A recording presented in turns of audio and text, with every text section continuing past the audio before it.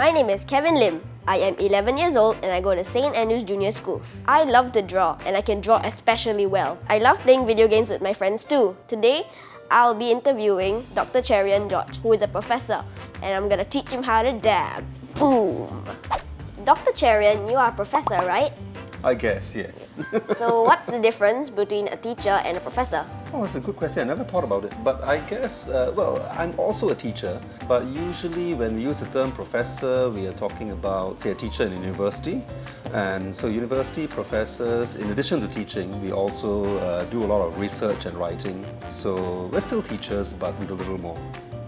So what's your favorite thing about your job? My favorite thing about my job is I get to do a lot of reading and writing. I get to hang out with young people, not as young as yourself, like university kids. And that way I kid myself that I'm also quite young. Actually, I'm not. Can you do a dab? A dab? What is a dab? No. What is that? Sorry? Okay, I've heard of it. Is that what it is? I saw it on TV. I had no idea what it was. You basically have to sneeze into your arm. Pretend you're sneezing into your arm like this. Okay. And then you've got to extend your other arm like this. Okay.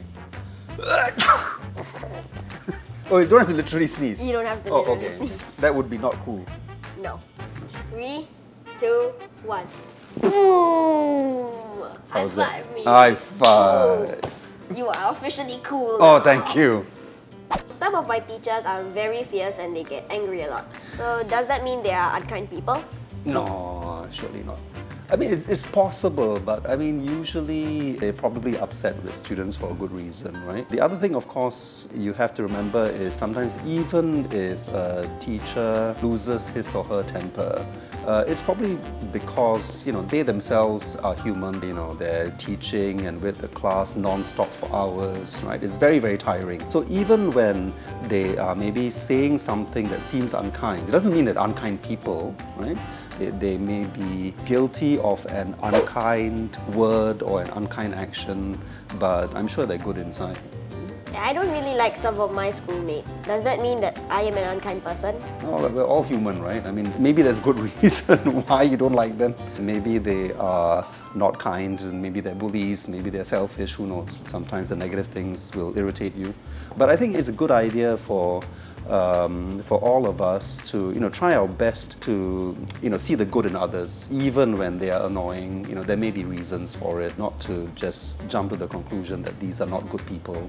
So you're living in Hong Kong now, right? So how is it like in Hong Kong? Well, it's another big city. There are a lot of similarities to Singapore, right? It's a port city, very crowded, more crowded than Singapore. Yeah, hard to imagine, right? Some say that people in Hong Kong are quite unfriendly. Is that true?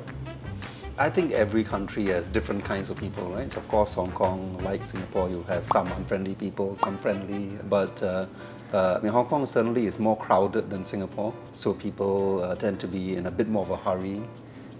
So maybe that makes more people unfriendly. But I've met a lot of friendly and kind people in Hong Kong too.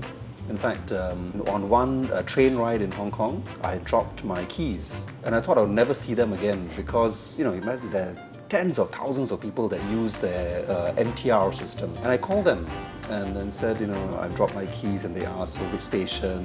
And then they said, yes, we found it. Like 15 stops later, and they sent it to the lost and found department, and the next morning I went and collected them. Right? So someone was kind enough 15 stops later to find it and pick it up and give it to the station. It's nice when you can count, even in a very busy, crowded city, when we can count on strangers to sort of do things out of consideration for people they don't even know. I think that makes life a lot easier, right? A lot safer as well. You have a newspaper for children called What's Up. So why is it important for kids to know the latest news?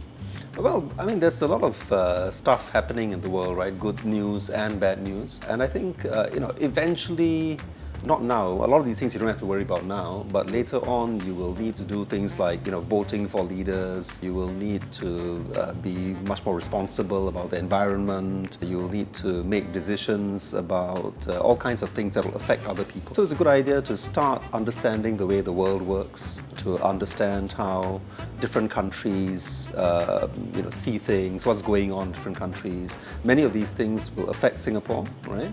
But even if they don't affect Singapore, I think it's important to find out about the problems that other countries face, about life there, yeah?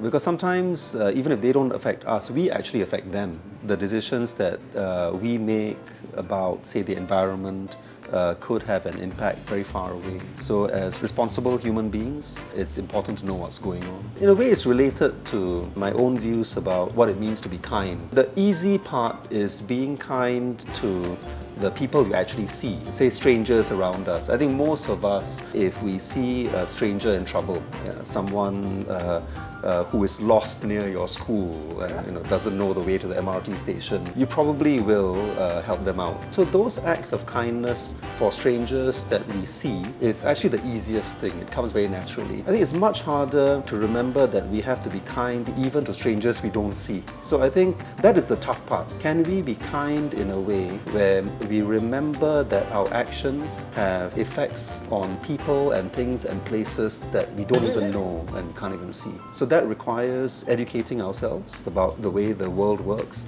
where our food comes from, where our clothes come from, about the countries where these things are made. And that, I think, is probably the ultimate form of kindness that we should be working towards. What do you think will make Singapore a better place for everyone? Wow. That's a big question. There are so many ways in which we can, as individuals, help our society be better. I guess if people were more aware that we are a big, crowded city with many different cultures, different ways of thinking, right? Different age groups, and we shouldn't make the mistake of thinking that everyone is like us. So it's easy to care for people who are just like us. It is harder to remember to care for people who are different. And Singapore is full of differences, right? In terms of language, culture, religion, age, and so on.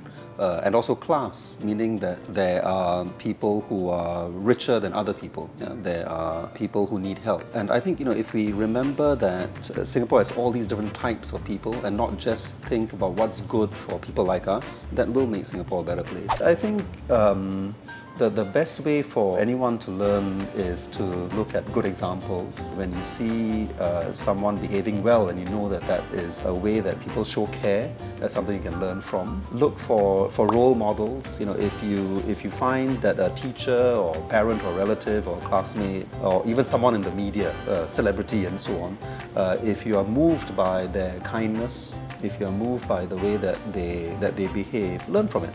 So there are acts of kindness that are everywhere that we can learn from.